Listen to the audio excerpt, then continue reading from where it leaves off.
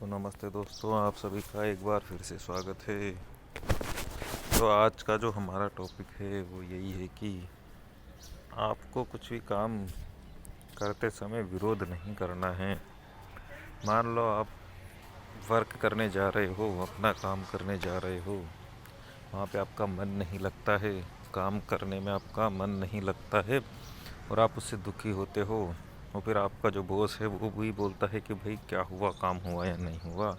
तो अगर ऐसी स्थिति में आप दुखी हो रहे हो तो इसका देखो एक ही इलाज है कि काम तो आपको करना ही पड़ेगा। अगर आपको नौकरी करनी है तो जब करना ही है तो उसको खुशी से क्यों नहीं कर सकते हम।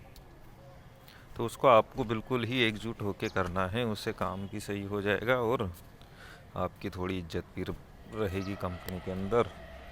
तो इसलिए काम को पूरे मन से करना हमें सीखना पड़ेगा, चाहे वो हमें पसंद हो या नहीं पसंद हो, क्योंकि इसमें हमारा ही फ़ायदा है। तो आ जाते हैं आज की कहानी पे, शेर और 4 बेल।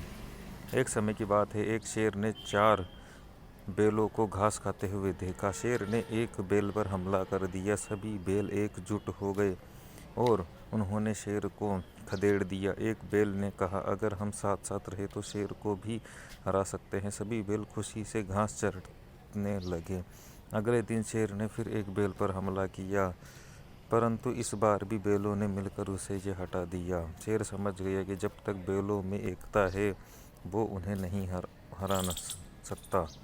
उसने उन्हें ये हराने की एक योजना बनाई। वो एक बेल के पास गया और उसने बल और शक्ति की प्रशंसा करते हुए बोला, बेल तुम कितने ताकतवर हो, बहादुर हो, परंतु तुम्हारे दोस्त तुम्हें कमज़ोर समझते हैं। बेल को अपने दोस्तों पर बहुत गुस्सा आया और उसने उनकी दोस्ती तोड़ने का फैसला किया। शेर ने दूसरे ये दिन बेलों के पास जाकर वही बात कही और अगले दिन शेर दूर से छिपकर उन बेलों को देखने लगा। उन्होंने ये देखा कि वे सभी आपस में लड़ रहे हैं, झगड़ रहे हैं। बाद चारों बेल अलग अलग दिशाओं में चले गए। अपनी योजना को सफल होता देख शेर खुश हो गया और वो सोचने ये लगा, आज तो मुझे बढ़िया खाना खाने का मौका मिलेगा। उसने पहले बेल पर हमला किया। कोई और बेल उसकी मदद के लिए नहीं आया और शेर उसे मारकर खा गया। शेर इसी तरह एक एक करके बेलों पर हमला करता रहा। किसी भी बेल में इतनी शक्ति नहीं थी कि वो अकेला ही शेर का सामना कर सके। शेर ने चारों बेलों को मार दिया। नैतिक शिक्षा मिलती है दोस्तों, एकता में बल होता है। तो गैम्बलिंग में दोस्तों एकता में तो जो बाहर जो काम हैं उनमें ही एकता में बल होता है। लेकिन अगर आप भीतर से लड़ोगे, मतलब कि गैम्बलिंग में लड़ने के लिए भीतर की शक्ति चाहिए, क्योंकि गैम्बलिंग माइंड का गेम है। बाहर कोई शत्रु है नहीं हमारे सामने जिससे हम लड़ सकें कि वो एक हो और हम 10 होंगे तो लड़ेंगे तो हम जीतेंगे। गैम्बलिंग इस तरह का गेम नहीं है। गैम्बलिंग में तो सोच का गेम है।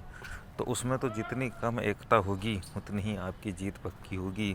जितना आप एक रहोगे, अकेले विचार रहेंगे, उतनी ही आपकी बेटे ज़्यादा पास होगी। ना कि 10 लोग आप अपने अंदर हैं, 10 लोगों की भीड़ है, कोई ये बोल रहा है कोई वो बोल रहा है, तो इससे ज़्यादा कन्फ्यूजन हो जाएगा और हम ही इसमें कंफ्यूज होके फिर हमें पता नहीं चलेगा कि हमें करना क्या है। तो गैम्बलिंग में तो दोस्तों एकता की ज़रूरत नहीं है, लेकिन अगर बाहर किसी काम में आप लड़ रहे हो, फंस रहे हो, तो वहाँ पे ज़रूर एकता की बल होती है। तो आज के लिए इतना ही, मिलते हैं अगले वीडियो में।